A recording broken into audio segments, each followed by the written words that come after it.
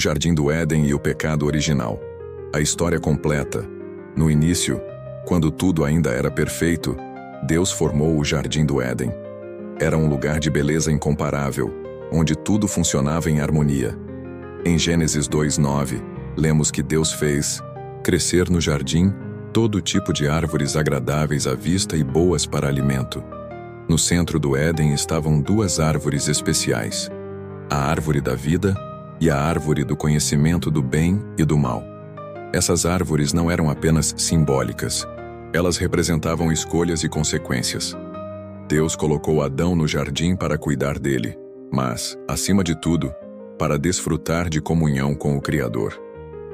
Deus não queria apenas um jardineiro. Ele queria um relacionamento pessoal. E para que esse relacionamento fosse genuíno, havia algo crucial: a liberdade de escolha. Essa liberdade era representada pela ordem dada em Gênesis 2:16-17. De toda árvore do jardim comerás livremente, mas da árvore do conhecimento do bem e do mal não comerás, porque no dia em que dela comeres, certamente morrerás. Essa ordem não era apenas uma regra arbitrária. Ela estabelecia limites que mostravam que Deus era soberano e que a verdadeira felicidade vinha de confiar e obedecer a Ele.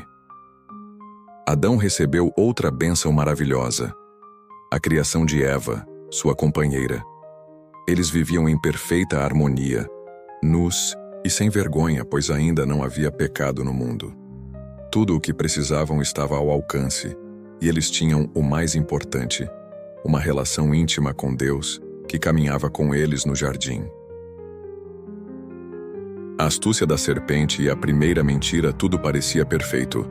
Mas no capítulo 3 de Gênesis, a serpente entra em cena. Não era uma serpente comum. Por trás dela estava Satanás, que veio para enganar e destruir o plano de Deus para a humanidade. A Bíblia diz que a serpente era mais astuta que todos os animais do campo. Gênesis 3:1. Satanás começou com uma pergunta aparentemente inocente: é verdade que Deus disse: vocês não podem comer de nenhuma árvore do jardim? Eva corrigiu, mas a dúvida já havia sido plantada. Satanás continuou, contradizendo diretamente Deus: certamente não morrerão. Aqui vemos a essência da estratégia do inimigo. Ele distorce a verdade, minimiza as consequências do pecado e faz Deus parecer restritivo. Ele convenceu Eva de que Deus estava escondendo algo bom dela, algo que a faria ser como Deus. Em vez de confiar no Criador, Eva começou a confiar em sua própria percepção. Ela olhou para o fruto e viu 3 coisas. Ele parecia bom para comer. Era agradável aos olhos. Era desejável para obter sabedoria. Esses 3 pontos ainda refletem as tentações que enfrentamos hoje: os desejos da carne, os desejos dos olhos e o orgulho da vida. 1 João 2,16. Eva pegou o fruto e comeu. Ela também deu a Adão, que estava ao seu lado, e ele comeu. A queda. Um momento de ruptura. Quando comeram do fruto, seus olhos se abriram. Eles perceberam que estavam nus e sentiram vergonha pela primeira vez. Essa vergonha é mais do que uma questão física. Ela representa a perda da inocência e da pureza. O pecado os separou de Deus. Adão e Eva tentaram cobrir sua nudez com folhas de figueira, mas isso não resolveu o problema. Assim como eles, muitas vezes tentamos cobrir nossos pecados com nossas próprias forças, mas só Deus pode restaurar o que foi quebrado. O confronto de Deus quando Deus veio ao jardim, como fazia ao entardecer, Adão e Eva se esconderam entre as árvores. Essa é a primeira vez que vemos o medo e o afastamento do homem em relação a Deus. O Senhor, em sua paciência e graça, chamou: onde estás? Essa pergunta não era porque Deus não sabia onde eles estavam. Ele sabia tudo. Era uma oportunidade para Adão confessar. Quando Adão finalmente respondeu, disse: ouvi teus passos no jardim e fiquei com medo, porque estava nu, por isso me escondi. O medo e a vergonha agora governavam o coração humano, uma consequência direta do pecado. Deus então perguntou: quem lhe disse que você estava nu? Você comeu do fruto da árvore da qual o proibi de comer? Adão culpou Eva, e Eva culpou a serpente. Esse ciclo de culpa continua até hoje. Quando pecamos, tendemos a buscar desculpas ou culpar outros. As consequências do pecado. Pecado trouxe consequências imediatas e eternas. Para a serpente, Deus declarou que ela rastejaria e seria odiada por todos.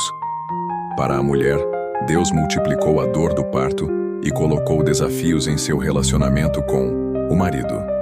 Para o homem, o trabalho se tornaria árduo e ele enfrentaria a morte física. Mas em meio ao juízo, há uma promessa redentora.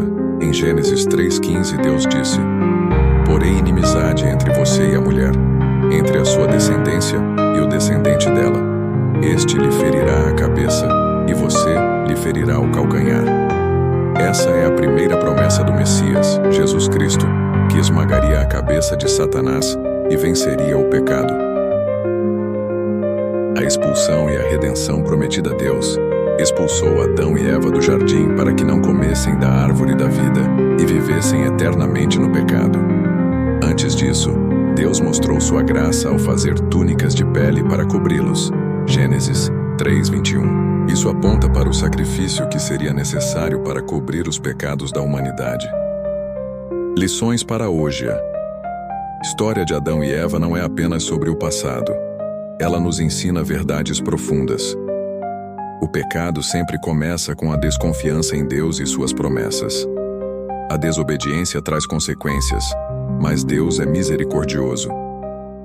Mesmo na queda, Deus tem um plano de redenção. Assim como Deus chamou Adão e Eva, Ele nos chama hoje. Onde estás? Essa pergunta ecoa em nossos corações, convidando-nos a confessar, nos arrepender e retornar à comunhão com Ele. O Jardim do Éden foi perdido, mas em Cristo temos a promessa de um novo paraíso onde viveremos para sempre com Deus.